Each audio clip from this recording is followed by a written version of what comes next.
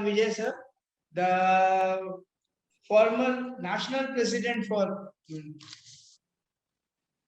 ICSI, company secretary, and he is one of the most professional in our country who is learning people what about the compliances, the company regulations, and all about the code of business practices. Sir, please, Owen sir.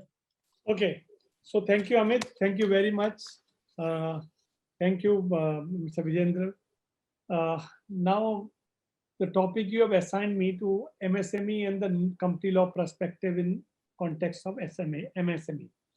So I will just tell you the new development which are taking place in the focusing MSME in the company law and the other laws. Now, first and foremost thing they have done, they have simplified various things. They have reduced the decriminalization penalties, and they have done the simplified various aspects. One most important thing with corporate law has prescribed that if all company who gets supplies of goods or service from MSME, very important. All companies mean 17 lakh companies which are registered, if they are getting any supplies and goods from MSME and whose payments of MSME a supplier exceed 45 days from the date of acceptance or the date of deemed acceptance of the goods or service, then they have to give every 6 months, they have to file a form called MSME Form 1. And that is April to September by 31st October, October to March by 30th April. And they have to tell what is the pending amount of MSME in their return. And then it will be part of their annual report also if it is pending. Because when the year is closing, you have to give in your report that what is pending. This is one area which is a win-win point for MSME, that no doubt the law came from MSME, but now they have the company law is prescribing. So every shareholder, everybody can understand.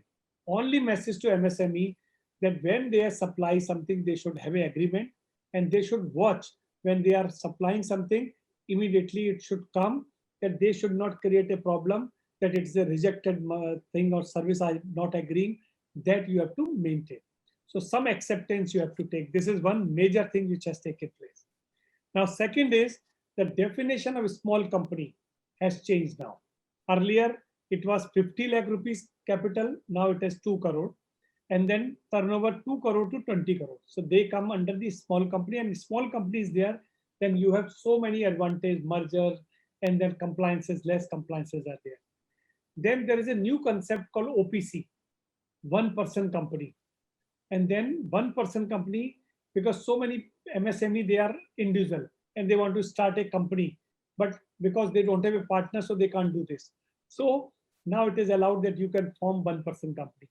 But after making one-person company, you want to convert into the private company, it was cumbersome and some requirement was there. So they have made it now, there's no condition. OPC can convert to private limited and private limited convert to OPC. Some partners are there and one person is leaving, so you can convert into OPC.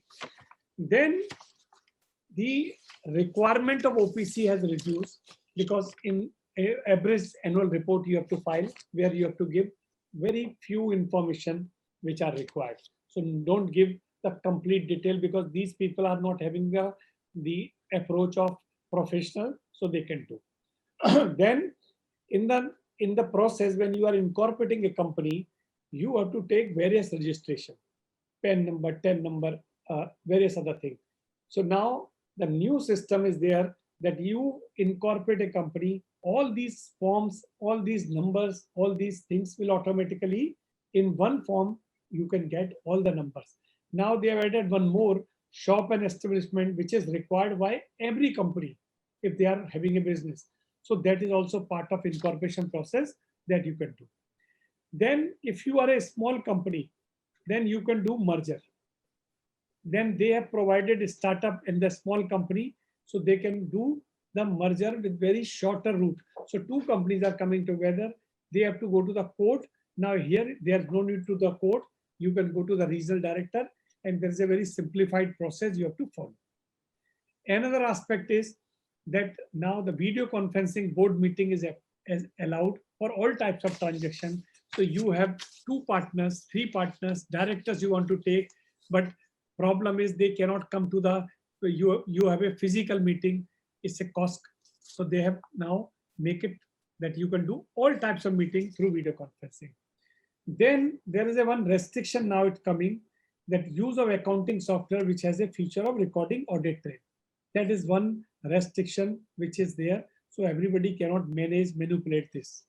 Now, most important change which has recently came, that in company law, what was happening, if your balance sheet is delayed, annual report is delayed to file, your form is delayed to file, you have to pay penalty. But your accounts are not filed, your annual return is not filed, then there is a violation. And the violation, other than penalty, there was a prosecution. So any technical violation is there, you have to be prosecuted, and that prosecution is criminal prosecution.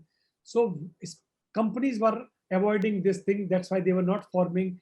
They were going to the, suppose in Delhi, so you have violated something, 5 days delayed. So he will file criminal case, and you have to put your all efforts to going to Tis Hazari court or wherever the jurisdiction is there, and you have to waste your valuable time. Now what they have done, they have identified all types of things except one. So all they have made is cognizable.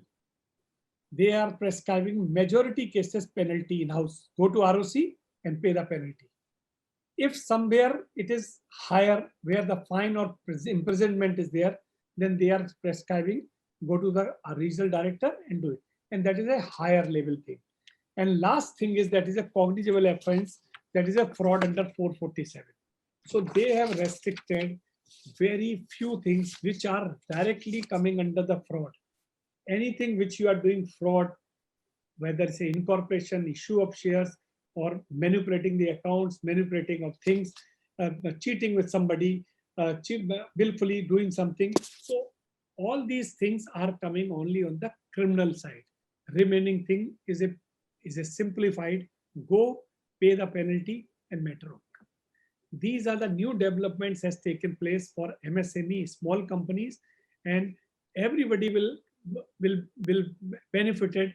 And that's why you have seen during the COVID period, the incorporation has taken multiple jump in this.